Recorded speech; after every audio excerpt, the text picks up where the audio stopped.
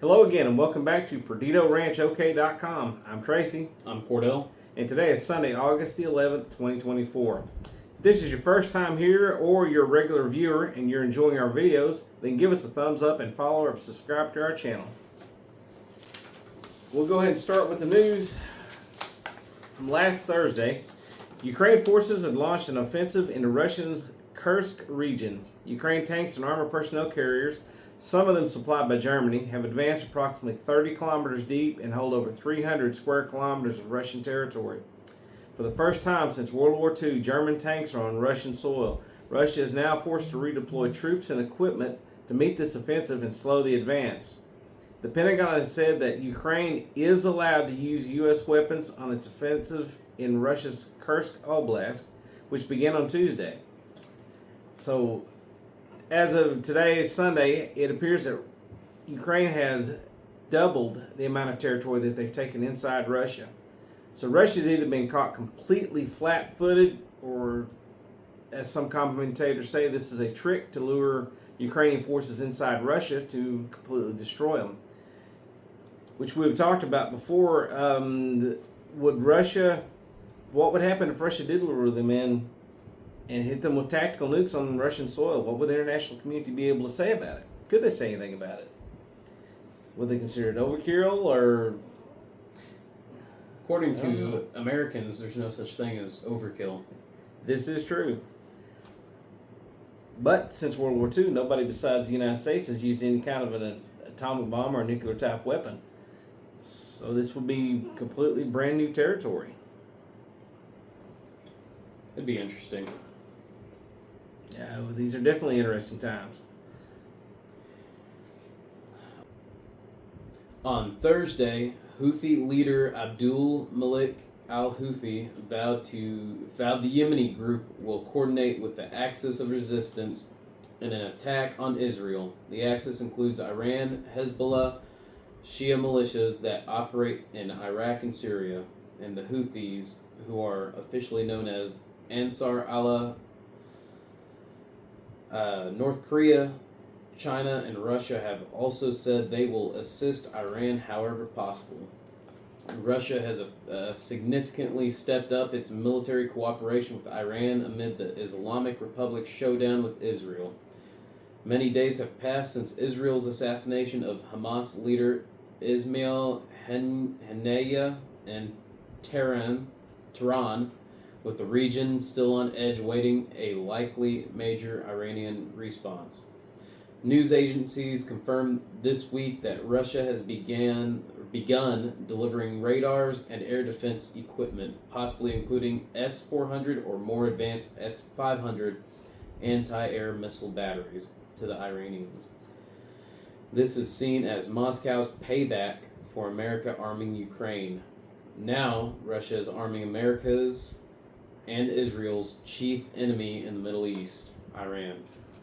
And as of 6:02 Sunday, Iran still has not launched any kind of counterattack that has been expected to be in the making since last Friday. I'll make that a week ago last Friday. So everybody's still kind of on edge and just waiting to see what's about to happen. In earthquake news, a 7.1 magnitude earthquake struck off the southern coast of Japan, sparking a tsunami advisory, but no immediate reports of serious damage or injuries. Shortly after the quake, Japan issued its first warning about the possibility of a long-feared megaquake.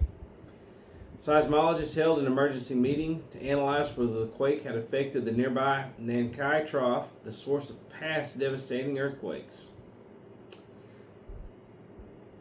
Japan's meteorological agency ultimately issued what it called a mega earthquake caution, assessing that the possibility of a large earthquake was relatively higher than usual, but not that one would definitely occur in the near future.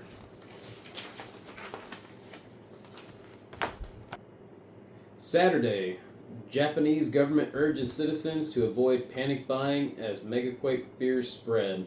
Authorities in Japan urged people to avoid hoarding as anxiety over a possible megaquake triggered a spike Saturday in demand for disaster kits and daily necessities.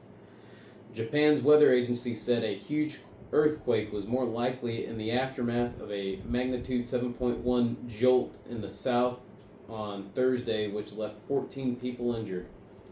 A Tokyo supermarket had put up a sign apologizing to customers for shortages and attributed them to quake-related media reports. Other signs said potential sales restrictions are on the way, adding bottled water was already being rationed due to unstable procurement. In the world of prepping, this is where people usually decide to prep is when they're afraid that something is about to happen, instead of prepping ahead of time and being ready so that whenever everybody panics and goes to the stores and buys everything out, then you're already ready to go. You don't have to go to the stores. You don't have to fight the crowds. You have what you need, and you're there ready to go at your own house. So we're going to do now what we're trying to work into is called the local news segment. Things that are happening in our valley. Right now, if you're from this area, you know the Kiamichi River. There's a company called, I don't have the actual name, but here's the acronym for it, SEOPC. They're out of Texas. They're the ones building the dam. It's a hydroelectric pump storage project. It creates electricity. It's great, but it doesn't benefit us. The electricity is going to be going elsewhere, not for southeast Oklahoma. There's going to be more, they're going to have more meetings about it in the area. I will put it on here as soon as I find out the dates. The thing is also that the reservoirs that they're going to create, you won't be able to use them for recreational. No fishing, no boating, nothing like that. It's strictly going to be for the hydroelectric power plants. And like Cordell said, it will benefit us in no way, shape, or form. However, all over 500 families will lose their land, property, and homes when they try to put these in. There was a meeting Thursday night. I did not attend. From what I've been told about it, basically there was really no public commentary allowed. If you wanted to make a statement, you had to go behind a curtain and make your statement to a court reporter. This company had got up there to do a presentation to show just their proposal. And it was met with, from what I understand, so it kind of got a little heated at times. Some of the Facebook videos I saw, I heard go back to China. Apparently this company does have ties with China. So our local state representative, I haven't heard much from them. So we don't really know what's going to happen, but this project, it's still several years down the road. This is just the initial phase of it. I know local people around here are definitely not for it. And if there was some way that it would benefit our own area, then maybe people would be a little more, receptive of it, but they're just not. So. Other local news, Buffalo Valley Volunteer Fire Department was successful in receiving handheld radios and radios for their fire trucks, which is great news because they really needed them. Volunteer fire departments don't get a lot. They just don't get a lot around here, and so it's nice to hear that they received some new equipment. The fire departments inside Latimer County, where we live at, outside of Wolverton and Red Oak, there is no tax-based revenue for the fire departments. There has been some questions on why, when every county surrounding us is able to do that. The amount of taxes, I had called at one time because both of us used to be on the Buffalo Valley Fire Department, but since we moved out of the district, we had to resign our positions there. But it was something to do with the amount of taxes that's already being levied on Latimer County. I can tell you one thing for sure. It's fire department. If you have fire service on there, fire, EMS, and law enforcement, it's not cheap. Let's say a pumper, a brand new 2024 pumper, just a basic pumper, is probably going to start at around $180,000 by itself. So Easy. most of these departments around here are used to having purchase used equipment. They rely on grants. They rely on donations. Anything you can do to help your volunteer fire department, they will be greatly appreciative of it. Even a case of water would help. Yeah, a case of water. Wow, water, Gatorade. They do a lot of response this time of year, with it being summer in August, and people are cutting hay. There's a lot of wildland and brush fires that these departments respond to.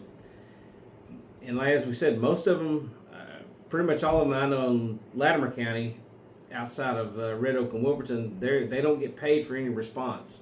It is 100% volunteer only. So, support your local volunteer fire departments. Also, just a quick shout out, we also have a ham radio club. It's called Comanche Amateur Radio Club, or KARC. You can find them at karc.club. And you can get a kind of an idea of what we're all about. We're really focusing on GMRS, which is General Mobile Radio Service. The good thing about it is you're not required to pass tests, but you are required to buy a license. License is $35. It's good for 10 years. Anybody in your immediate household can operate off that license. Right now, Club President Dale has a repeater up, and even though it's not up high, it's down in the valley, we still get coverage from Tallahena to almost Yanish as far as west goes, and then east, I believe we've made contact all the way out to Whitesboro. So if you're interested in that, look us up on the club, follow us on Facebook at KARC, and get your radio, get talking on the air. I think that's all the news that we have for I think this that's week. it. We're going to drop down to our prepper tip of the week. Don't let your vehicle fuel tanks get below a half a tank. In the event of a natural disaster, a massive solar MP, or a nuclear attack that shuts down the electrical grid, you'll have enough fuel to either get home or at least to a safer area. If you're quite a ways from home and the power goes out, that means the gas pumps won't work. They may have full tanks in the ground, but you're not going to be able to get it out, and you're still going to want to get home or at least get to a safer area. So that's one thing we always try to do at the house. I always stress. Some people don't always do it, but I usually stress it. Keep the trucks, if you see it at a half a tank, fill it up, fill it back up at the top. Also, with considering everything that's happened with Iran and the potential of our gas prices going through the roof, if you have empty fuel cans, fill them up. If you have a side-by-side, a riding lawnmower, top it off, then fill up your fuel cans. Keep everything full right now while you can still get it, just in case, because you never know. We could have a tornado rip through here tomorrow and tear out half the power lines all across Buffalo Valley, and that would just shut down all the electricity and all the gas stations and everything. So that's it about our prepper tip of the week. Now we're going to go over to Cordell for his book recommendation. The Forgotten Ruins series. If you like military action books and Dungeons and Dragons, the Forgotten Ruins series, you'll love it. It's an amazing series to get into. It's even got a offshoot series called Sergeant Thor, and it's also really good from what I've listened to on Audible, and you can also buy these books, hard copies, from Galaxy'sEdge.com. I've listened to the Forgotten Ruins series myself, and I really enjoyed the books too. It follows a company of Army Rangers, and it's awesome. Really good series. If you like Lord of the Rings and books about war, you're going to like these books. They're good. So I guess that's about all we have for this week. Unless something happens, we'll be back next Sunday. In between, hopefully we'll be able to get some other videos posted. But if you live in the state of Oklahoma and are interested in concealed carry courses, be sure to visit our website, PerditoRanchOK.com, for information and to schedule a class. While you're there, click on Emergency Food. That will take you to Survival Food tabs for great tasting, nutritious, long-term survival food. For firearms related items, click on Magazines, Gun Parts, Reloading Ammunitions, or Accessories, and that will take you to Brownells and Bravo Company USA, two of the top-notch suppliers of firearm-related products in the U.S. Thanks again for watching. Be sure to like and subscribe.